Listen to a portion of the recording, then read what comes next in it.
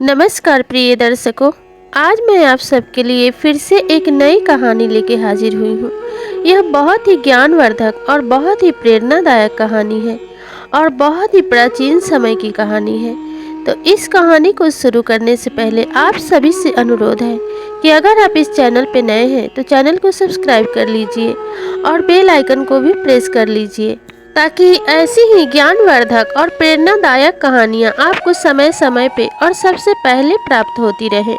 तो आपका ज़्यादा समय नष्ट ना करते हुए चलिए इस कहानी को शुरू करते हैं। बहुत ही प्राचीन समय की बात है। एक नगर में एक वृद्ध व्यक्ति रहा करता था। उस व्यक्ति के 7 बेटे और एक बेटी थी। वह व्यक्ति बहुत ही ज़्यादा गरीब था और इसी गरीबी की वजह से अपने बच्चों का अच्छे से लालन पालन नहीं कर पाया था। बहुत ही मुश्किल से वह अपने 8 बच्चों का पेट भर पाता था। मेहनत मजदूरी करके किसी तरीके से वह अपने घर को चला रहा था। इसी तरीके से समय बीतते रहे और एक दिन उस वृद्ध व्यक्ति की मृत्यु हो गई और अब उसके 7 पुत्र और एक पुत्री इस दुनिया में अकेले रह गए, क्योंकि उनके सिर से पिता का साया उठ चुका था। उनकी माँ तो पहले ही उन्हें छोड़कर इस दुनिया से जा चुकी थी। उनके ऊपर बस एक पिता का साया था, जो पिता भी अब इस दुनिया में नहीं रहे थे। अब वे खुद को बहुत ही ज़्यादा लाचार और बेसहारा महसूस कर रहे थे। 7 पुत्रों ने मिलकर अपने पिता का अंतिम संस्कार कर दिया और कहा कि अब हमें काम धंधा करना होगा, नहीं तो हम अपना और अपनी बहन का पेट नहीं भर पाएंगे। और वे अपने काम की तलाश में घर से बाहर चले गए। जब 7 भाई काम से बाहर चले जाते तब उनकी बहन घर पे अकेली रहती और अपने भाइयों के लिए खाना बना के इंतजार करती रहती कि कब मेरे भाई आएंगे और मैं उन्हें भोजन परोस कर खिलाऊंगी। इसी तरीके से समय बीतने लगे। 7 भाई जाते, दिन भर काम करके लौटते और बहन उनके लिए भोजन बना के रखती और जब वे घर पे आते तो उन्हें भोजन खिलाया करती थी। एक दिन की बात है कि उस बहन ने सोचा कि क्यों न खेतों से आज मैं हरी सब्जी अपने भाइयों के लिए तोड़ कर लाऊं, और वह हरी सब्जी तोड़ने चली गई। हरी सब्जी को काटते काटते उस दिन उनकी बहन की एक छोटी उंगली कट गई, जिसमें से बहुत सारा खून निकलने लगा। अब उनकी बहन डर गई कि इतने सारे खून को मैं निकलने से कैसे रोकूं? अगर मेरे कपड़ों में खून लगा होगा तो मेरे भाई देखकर परेशान हो जाएंगे, और अगर उन्हें पता चलेगा कि मेरी उंगली कट गई है तो वे बहुत ही ज़्यादा दुखी होंगे और इस बात से चिंतित हो जाएंगे। इसलिए मुझे इस बात को छुपाना होगा। मैं इस खून को क्यों ना अपने चुंदरी में साफ कर लूं। लेकिन अपने चुंदरी में अगर मैं इस खून को साफ कर लूँगी तो यह खून मेरे भाइयों को दिखाई देगा। इसलिए मैं इस खून को इस हरी सब्जी से ही पोंछ लेती हूँ। और यही विचार कर कर वह हरी सब्जी से अपने कटी हुई उंगली को साफ करने लगती है। प्रिय दर्शकों, अपनी उंगली के सारा रक्त वह उस साग में साफ कर देती है और फिर उस साग को तोड़कर अच्छे से भोजन बनाती है। जब शाम को 7 भाई लौट कर आते हैं तो वह उन्हें भोजन परोसती है। तब वह 7 भाई अपने बहन के हाथों से बने उस साग की बहुत तारीफ करते हैं और कहते हैं कि हे बहन, ऐसा भोजन तो हमने अपने जीवन में कभी नहीं खाया। तुमने इतना स्वादिष्ट भोजन कैसे बनाया है? क्योंकि इतना स्वादिष्ट भोजन तो हमने आज तक कभी नहीं खाया है। अपने भाइयों की इस बात को सुनकर बहन ने कुछ जवाब नहीं दिया और अपने काम में लग गई। इसी तरीके से भाइयों ने भोजन किया और विश्राम के लिए चले गए। अगली सुबह जब प्रातः काल हुई तो बहन ने फिर से भोजन बनाया, अपने भाइयों को परोसा, लेकिन उस भोजन में वह स्वाद नहीं था जो रात्रि वाले भोजन से उन्हें मिला था। अब भाई विचार करने लगे कि कल रात को जो भोजन बना था वो कितना अधिक स्वादिष्ट था और यह भोजन तो रात्रि के भोजन जैसा बिल्कुल भी नहीं है। यही मन में विचार करते हुए वह 7 भाई फिर से काम पे चले जाते हैं और अपने मन में विचार करते रहते हैं कि बहन ने रात्रि के भोजन में ऐसा क्या डाला था जिसका स्वाद तो बहुत ही अनोखा था। यही मन में विचार करते करते उस लड़की का सबसे बड़ा भाई आधे काम से ही अपने बहन के पास लौट आता है और बोलता है कि हे बहन, तुम मुझसे अवश्य कुछ न कुछ छिपा रही हो। तुम मुझे एक सच बताओ, तुम्हें मेरी कसम है, तुमने कल शाम के भोजन में ऐसा क्या मिलाया था जिसका इतना अनोखा स्वाद आया था? अगर तुम मुझसे जरा भी प्रेम करती हो तो मुझे इस बात का सच बता दो। इस पर उसकी बहन ने कहा कि हे भाई, आपने मुझे कैसे धर्म संकट में डाल दिया है। आपने मुझे अपनी कसम दे दी है, इसलिए अब मैं आपसे झूठ भी नहीं बोल सकती। कल मैं आप सबके लिए हरी सब्जी काटने गई थी। हरी सब्जी काटते काटते चाकू से मेरी छोटी उंगली कट गई, जिसका खून उस हरी सब्जी में लग गया था। उसी खून की वजह से वह भोजन उतना स्वादिष्ट बना था। मैं आपको इस बारे में नहीं बताना चाहती थी, क्योंकि आप इस बात को सुनकर चिंतित हो जाते। इसी वजह से मैंने आप सबसे यह बात छुपाई। प्रिय दर्शकों, जब बड़ा भाई इस बात को सुनता है तो अपने मन में विचार करने लगता है कि बहन के हाथ से निकली रक्त की 4 बूंदों से जब वह भोजन इतना स्वादिष्ट बन सकता है, तो अगर मैं अपने बहन को मारकर उसका भोजन बनाऊं तो वह कितना स्वादिष्ट लगेगा, उसका स्वाद कितना अनोखा होगा। और यही मन में विचार करते हुए वह अपने बाकी के 6 भाइयों के पास लौट जाता है और उन्हें इस बात को बताने लगता है। बाकी के 6 भाई तो इस बात से सहमत हो जाते हैं, लेकिन जो सबसे छोटा भाई था वह इस बात को मानने से इनकार कर देता है। कहता है कि नहीं, मैं अपनी बहन के साथ ऐसा नहीं कर सकता और मैं अपनी बहन को मारकर कभी नहीं खाऊंगा। लेकिन उस घर में उस छोटे भाई की बातों को कोई नहीं मानता था। सभी भाई तो बड़े भाई की बातों को ही माना करते थे। इसलिए इस बात का फैसला हो गया कि कल हम अपनी बहन को मारकर अवश्य ही खाएंगे और जो भी इस बात से इनकार करेगा उसे भी मौत के घाट उतार दिया जाएगा। यही मन में विचार करके वे दिन भर काम करते हैं और शाम को घर लौट जाते हैं। बहन हमेशा की तरह अपने भाइयों के लिए भोजन बना के रखती है और जब भाई लौट के घर आते हैं तो उन्हें भोजन परोसती है, भोजन खिलाती है। लेकिन उस दिन किसी भाई के चेहरे पे मुस्कान नहीं थी। बहन इन सब बातों को देखकर हैरान होती है और पूछती है कि भाई, क्या बात है, आप मुझसे कुछ तो अवश्य ही छिपा रहे हैं। अगर कोई समस्या है तो मुझे बताइए। इस पर बड़ा भाई बोलता है कि नहीं बहन, कोई समस्या नहीं है, लेकिन हम चाहते हैं कि कल तुम भी हमारे साथ काम पर चलो। वहाँ पे हम तुम्हें कुछ दिखाना चाहते हैं। इस पर उनकी छोटी बहन खुशी खुशी जाने के लिए तैयार हो जाती है और कहती है कि हे भाई, अगर आप चाहते हैं कि मैं आपके साथ काम पे चलूं तो मैं अवश्य ही जाऊंगी। मैं इस बात से जरा भी इनकार नहीं कर सकती। आप लोग चिंता मत कीजिए। और ऐसा कहकर वह बहन भी विश्राम करने चली जाती है और सातों भाई भी वहां से उठकर विश्राम के लिए चले जाते हैं। छोटा भाई अपने मन में विचार कर रहा था कि मुझे यह बात अपने बहन को बता देना चाहिए, लेकिन उसे अपने बड़े भाई का भय भी सता रहा था, इसलिए वह बात वह अपनी बहन को नहीं बता पाया। अगली सुबह जब प्रातःकाल हुई तब वह 7 भाई और एक बहन एक साथ ही जंगल के तरफ काम करने के लिए निकल पड़े। जब आधे जंगल में एक कुएं के पास उन्होंने बैठकर आराम करने का फैसला किया तो बहन भी वहां बैठ गई। तब बड़े भाई ने कहा कि यही वह जगह है जहाँ पे हम अपनी बहन को मारकर उसका गोश्त बनाकर खा सकते हैं, क्योंकि यहाँ पानी और लकड़ियों का भी व्यवस्था है, इसलिए यहीं पे हम अपनी बहन को मारकर खाएंगे। जब उनकी बहन ने यह बात सुनी तो उसकी आंखों से आंसू के धार बहने लगे और कहने लगी कि हे भाई, मेरे प्रेम में ऐसी कौन सी कमी रह गई थी जिसके कारण आप मुझे मारकर खाना चाहते हैं।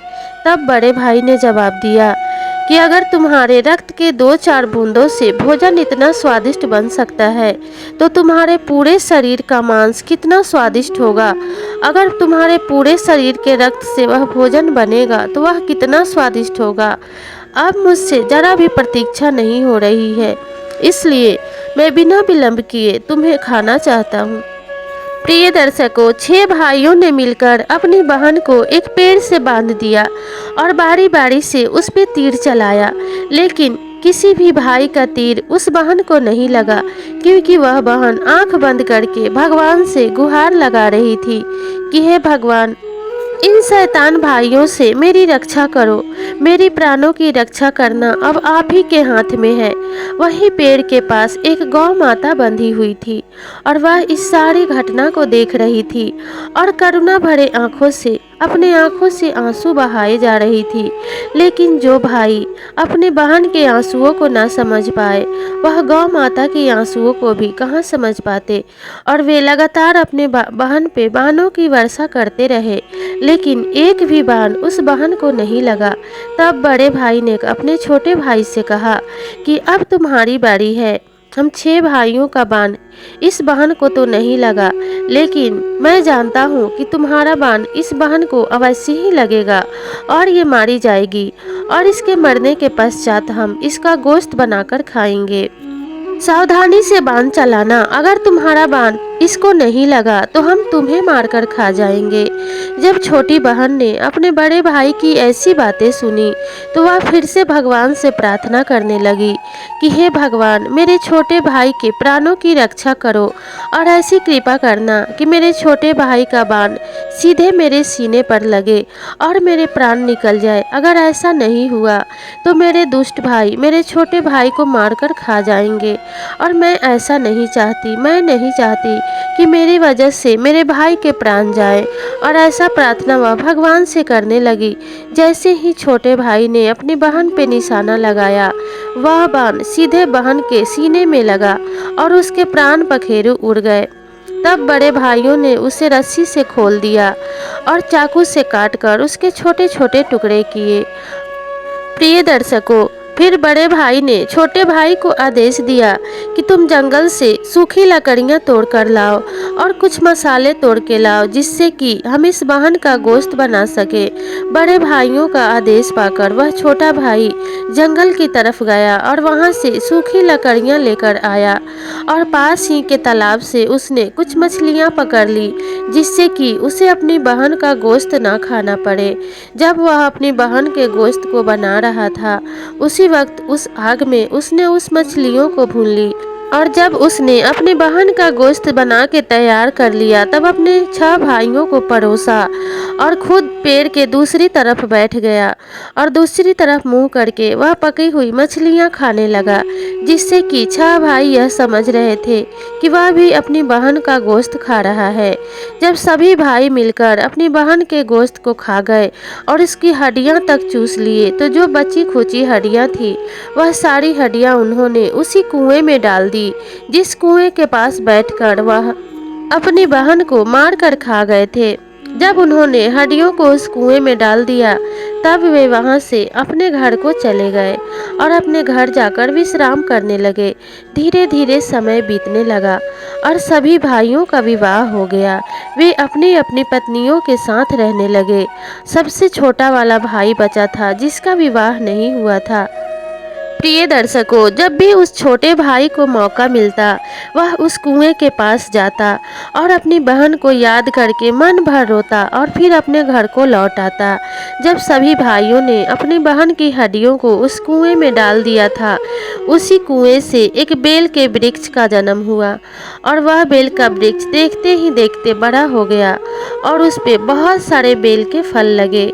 एक दिन एक माली उस बेल के फलों को तोड़ रहा था, तभी एक बेल का फल छटक कर एक पेड़ के पीछे छुप गया, और जब वह छोटा भाई अपनी बहन की याद में उस कुएं के पास जाकर रो रहा था, तभी उसे वह बेल का फल दिखाई दिया।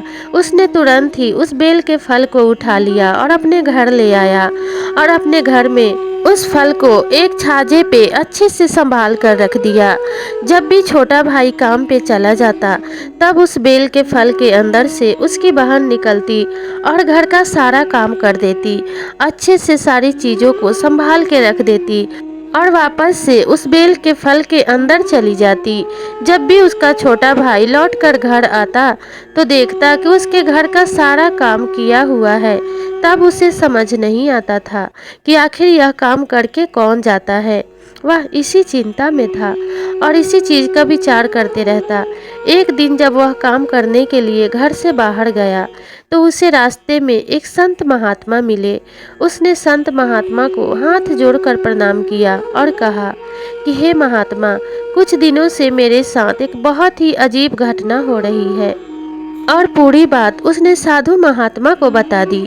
तब साधु महात्मा ने कहा कि तुम लोग जिस बहन को मारकर खा गए हो और तुमने जो बची हुई हड्डियां उस कुएं में डाल दी है, वही हड्डियों में से एक बेल वृक्ष का जन्म हुआ है और उसी बेल के फल को तुम अपने घर लेके गए हो, जिसमें से तुम्हारी ही बहन इंसान रूप में बाहर निकलती है और वही तुम्हारे घर के सारे कामों को करके वापस उस बेल के फल के अंदर चली जाती है। अगर तुम अपने बहन को प्राप्त करना चाहते हो तो जैसे ही तुम्हारी बहन उस बेल के फल से बाहर निकले और घर के कामों में लग जाए, तुम उस फल को तोड़ देना और वहां से छुपा देना, जिससे कि तुम्हारी बहन तुम्हें पुनः मिल जाएगी। प्रिय दर्शकों, साधु महात्मा की बात सुनकर उसका भाई बहुत खुश हुआ और खुशी खुशी अपने घर को लौट आया। और जैसे ही प्रातः के 4 बजने को हुए, वह भाई उठकर अपनी बहन के उस बेल के फल से निकलने की प्रतीक्षा करने लगा। और जैसे ही उसकी बहन उस बेल के फल से बाहर निकलकर घर के कामों में लगी, भाई ने उस बेल के फल को उठाया और उसे तोड़ दिया और अपने बहन के हाथ पकड़ लिए। तब वह बहन रोने लगी और कहने लगी कि हे भाई, मुझे जाने दो, मुझे तो आप लोगों ने मार दिया था, फिर किस हक से मुझे रोक रहे हो। तब छोटे भाई ने कहा कि बहन, तू भी जानती है कि मैं तुझे मारना नहीं चाहता था। मैं तो तुझे अपने प्राणों से भी अधिक प्रेम करता हूँ, लेकिन हालात ही कुछ ऐसे थे जिसके वजह से मुझे तुझे मारना पड़ा। उसके लिए मैं तुझसे क्षमा मांगता हूँ। अगर हो सके तो मैं अपने प्राण देकर भी उस चीज़ के लिए प्रायश्चित करूँगा, लेकिन अब मुझे छोड़कर तुम कहीं मत जाओ। अपने बहन से इस प्रकार का विलाप करने लगा, जिसे सुनकर उसके बहन का दिल पसीज गया और वह अपने भाई के गले से लग गई। तब छोटे भाई ने अपनी बहन से कहा कि हे बहन, अगर हमारे बड़े भाइयों को इस बात का पता लगेगा तो वे वापस से हमें मार कर खा जाएंगे।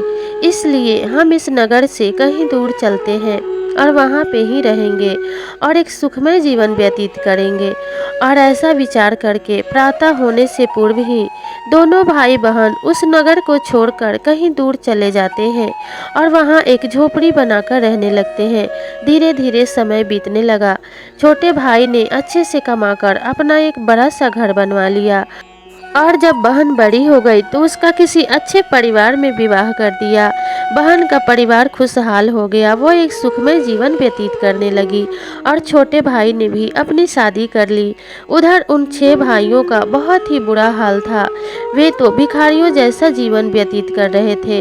इसीलिए कहा जाता है, जैसी करनी वैसी भरनी, जैसा बोओगे वैसा ही काटोगे। इसलिए कभी भी दूसरों के लिए गड्ढा नहीं खोदना चाहिए, वरना उसमें खुद ही गिरना पड़ता है। अपनी बहन के लिए ऐसे सोच रखने वाले उन भाइयों के लिए तो मौत की सजा भी कम होगी। प्रिय दर्शकों, 7 भाई और 1 बहन की यह कहानी आप सभी को कैसी लगी, हमें कमेंट करके ज़रूर बताइएगा। और कहानी अच्छी लगी हो तो चैनल को सब्सक्राइब कीजिएगा, बेल आइकन को प्रेस कर लीजिएगा। तो मिलते हैं अगले वीडियो में, तब तक अपना ध्यान रखिए। नमस्कार।